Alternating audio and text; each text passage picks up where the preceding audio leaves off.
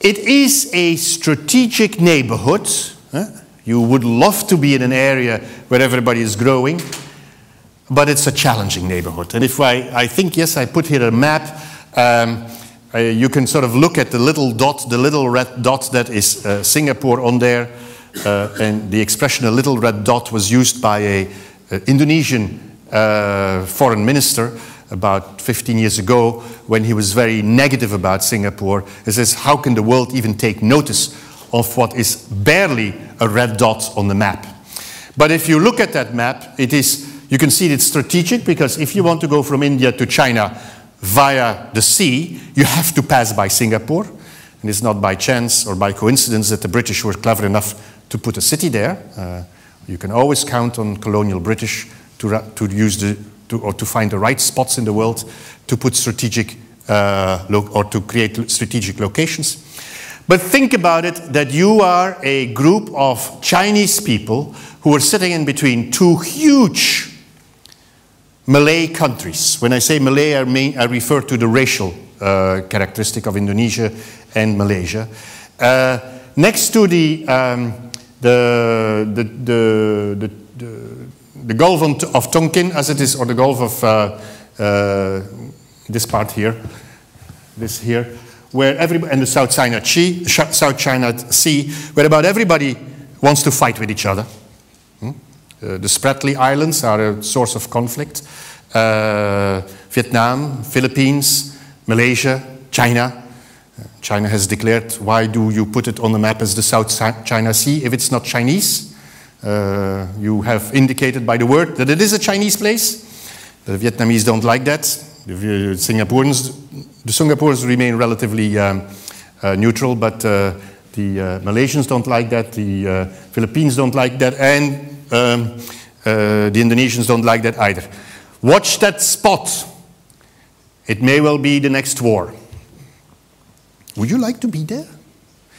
It's hot and humid on the equator. I just checked the weather forecast. It says for tomorrow between 28 and 32 degrees with scattered showers in the afternoon.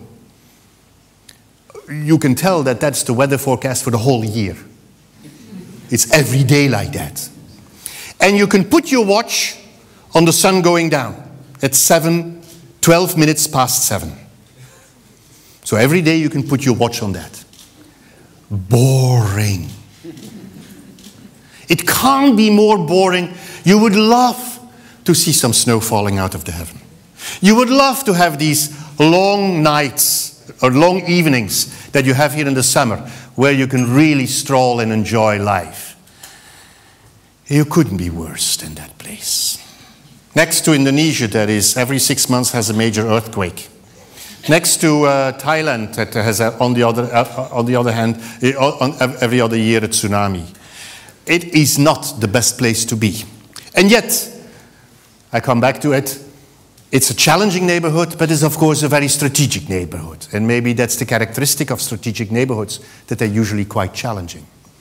And Singapore is created because of its position as a port city, as a strategic point for the British in 1819 in their fight with the Dutch when they wanted to smuggle tea from India to China and opium, no, the other way around.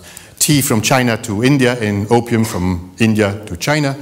And they had to go through Dutch territory, so they put their own foot down there. And we have Singapore. It is a system that has worked because of its good governance and an efficient system of professional services.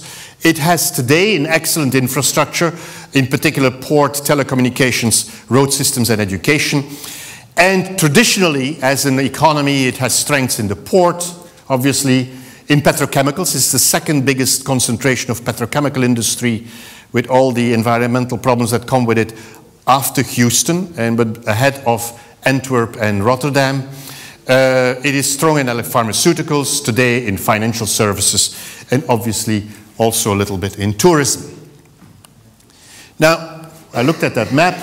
Just A few other things. Exports are very dependent on a few countries, in particular the neighboring countries, of course, Malaysia, Hong Kong, and Indonesia, but also for the rest, China, the European Union, and United States, and US. An exchange rate based on a basket of currencies and a very open and efficient economy since 1965.